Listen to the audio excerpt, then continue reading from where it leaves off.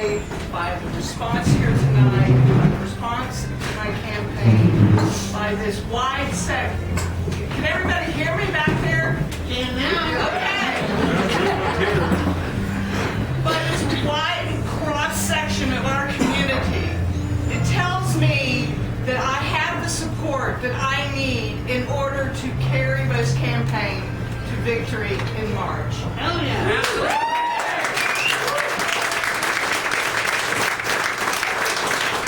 Out of this audience, there are people that I have known for decades. I have family members here, my sister-in-law, my brother-in-law, nephew, people I've known for 20, 30 years. It touches my heart. I'm deeply honored by the support that you have shown me. Some of you I met for the first time tonight, which I think is the highest compliment, is to come to a candidate's fundraiser of someone that you don't know. So I want to indulge you for just a little bit, and I wanted to tell you, hey, this is my first campaign speech, okay?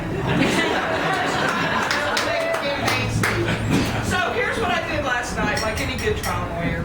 I sat down on my computer and I'm typing out my speech. And Shereen calls me and we're brainstorming and I'm typing out my speech. And then I'm reading it over and over and over and over again. I think Bessie saw it several times today, every draft of it. And just before I headed down here, I said it to myself. I told Bessie, I said, I'm going in the bedroom, I'm going to say the speech one more time. And it bored the hell out of me, okay? And I'm thinking, if it bores me, it's going to bore y'all. It sounded like a final argument.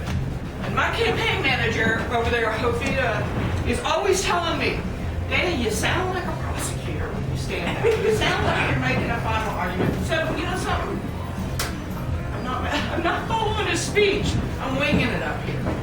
I want to recognize a few people. Our sponsors, please take a look at the sponsor board. These people have been involved. They have given generously. They are the foundation of this campaign. And I know that they're going to be there with me through the entire process. As people keep telling me over and over again, this is a marathon. It's not a sprint. So it's a long time until the primary in March. So I want to thank all of the sponsors that have been so generous and donated and helped us kick this off in a big way. We also have a couple of elected officials here that I want to recognize. We have the wonderful Rosemary Lindbergh, who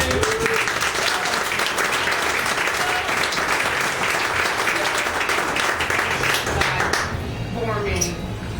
Rosemary was my mentor at the DA's office. She was my boss for many, many years, and it means a great deal that she is here. Also, Charlie Baird. Charlie Baird, Burn, Charlie Baird here.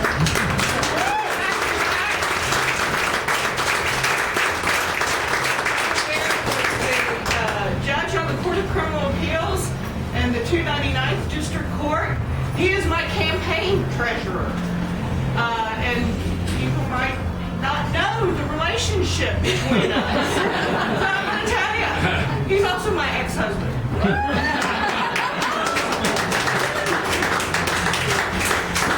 So when I first started thinking about running, I went and talked to him. And I thought, who better to give you advice but a former candidate and your ex-husband, right? So we had lunch, and I asked him, hey, what do you think about this? He's like, great idea. I said, will you support me? Absolutely. He made a financial commitment right there on the spot. So I'm thinking, hey, I'm on a roll, you know? Money. I said, hey, how about being my treasurer? He's like, you got it. So, thank you.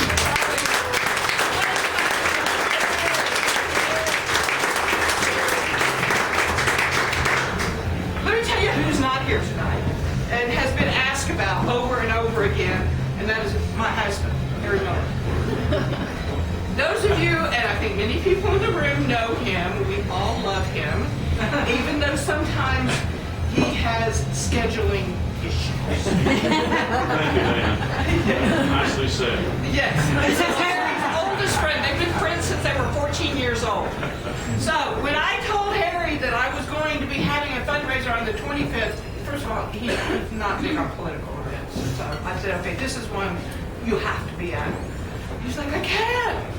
So Harry's not here because he's out in West Texas at the ranch with a film crew, and they're making a documentary about, I don't know, insects.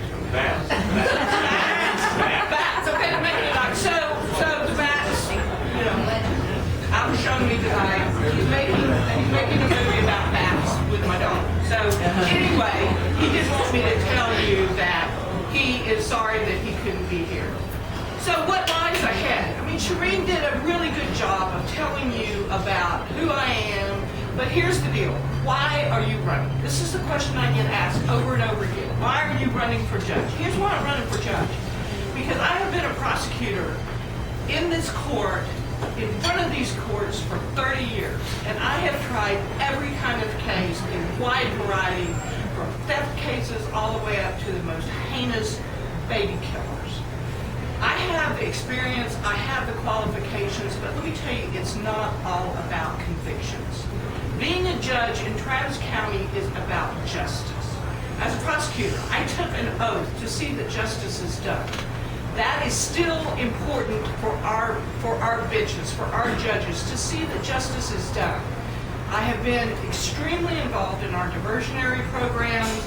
It's truly a passion. There are some people that a traditional path of criminal justice is not best served of the community. So anyway, I'm getting the wrap it up sign. So thank you for coming out here. I appreciate your continued support, and let's move on to March.